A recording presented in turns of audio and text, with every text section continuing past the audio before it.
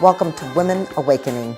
I'm Cynthia James, and this network is about changing lives one woman at a time.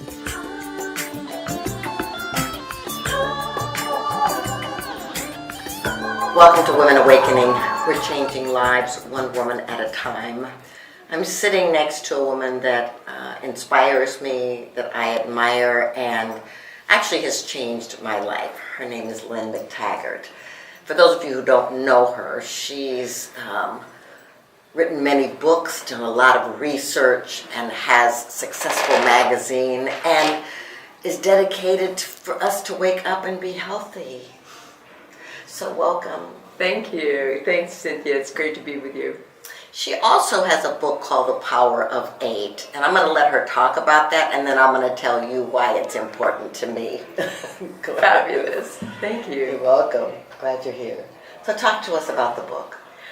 Well, I decided back in 2007 that when there was all this stuff about the law of attraction and The Secret and the power of intention, I had done some work on the idea, after talking to some scientists, that thoughts are actually a thing that affect other things. And there was a lot of good scientific evidence for that. But the skeptic in me kept asking, well, what are we talking about here? Are we talking about, shifting a quantum particle, or are we talking about curing cancer with our thoughts?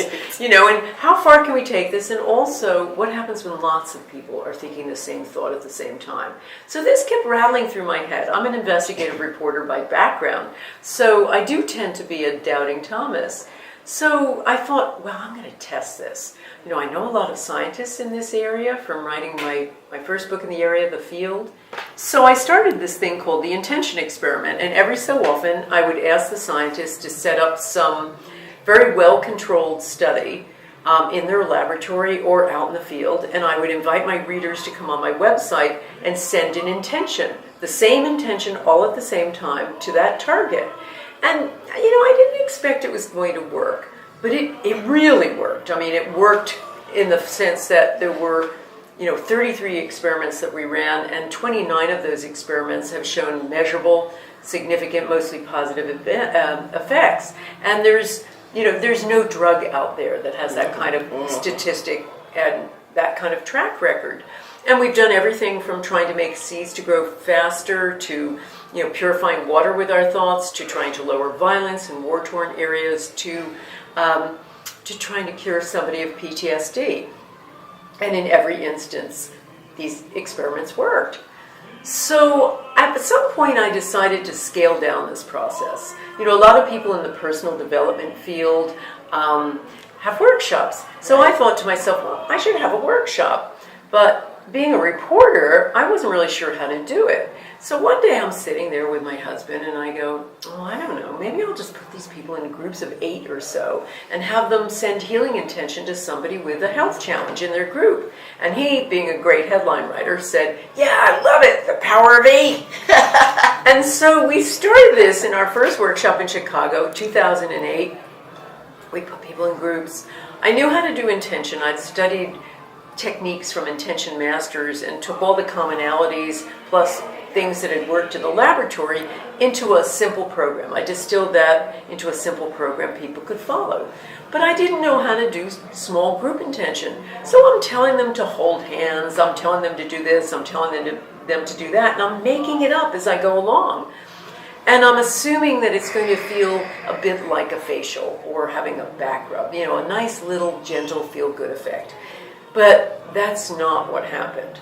The next day, when people came back after doing this intention and going to sleep and coming back the next day, we lined up all the receivers to talk about their experiences, and one after another, they started saying things like this. I've had migraines all my life and my head is clear today. I have terrible arthritis in my knee. I can't walk normally, and I walked normally today, and I was able to do deep knee bends.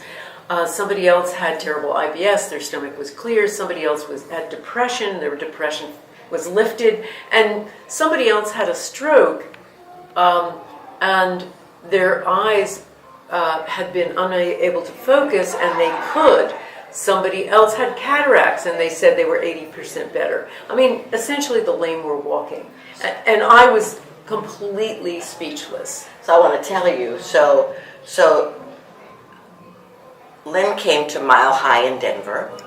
There's like 800 people in the room, and she's giving a talk, and then she puts the entire room into circles of 8.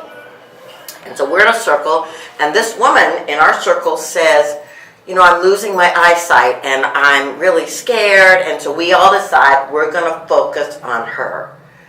And in the time that we did that, at the end, she said the fog, the cloudiness in her eyes was going away, and she was doing great. So so Carl and I decided that we were going to start a circle of 8, a power of 8 circle for us. For 8 months, these are thought leaders, transformational people, and the shifts in all 8 of us were like exquisite. So I want your book's coming out in paperback, right? When's it coming out? September 26th. Right. And so I want you all to go to Amazon and get this book, To Heal, to Transform. It's LynneMcTaggart.com. The last thing I want to say is, what do you want the women to know about changing their lives and creating their dreams? Well, what's happened in these Power of 8 groups is they don't just work for physical healing. They also work for healing your life. I've put people into groups of 8 and monitored them for an entire year. And if they stay working with the group week on week on week, intending as a group collectively, whether they're intending for someone else or having the group intend for them, their lives transform. We've had people who have had estranged relationships and have them come back together again. We have people who had financial challenges and they got amazing windfalls or found amazing new jobs or an incredible new life's purpose, or in every way transformed. So what I want to tell people is, don't play small.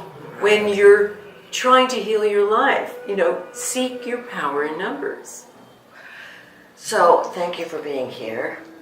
Ladies, so the purpose of Women Awakening is to remind you that the people that I interview are examples, they're not the exception. That you are a unique imprint, that you're powerful, that you come here to make a difference.